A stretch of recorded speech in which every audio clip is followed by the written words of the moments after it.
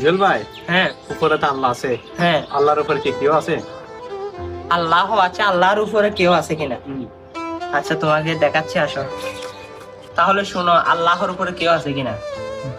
এটা হচ্ছে এক, এটা হচ্ছে দুই, এটা হচ্ছে তিন, এটা চার, পাঁচ, ছয়, সাত, আট, নয়, 10। ঠিক আছে, এখন আবার উল্টা থেকে গণি। 10, 9, 8, 7, 6, 5, 4, 3, 2, 1। তারপর হচ্ছে কি? শূন্য। শূন্য। শূন্যর পর আর কিছু আছে? নাই। নাই। তো এভাবে আমার আল্লাহ হচ্ছে এক ও অদ্বিতীয়।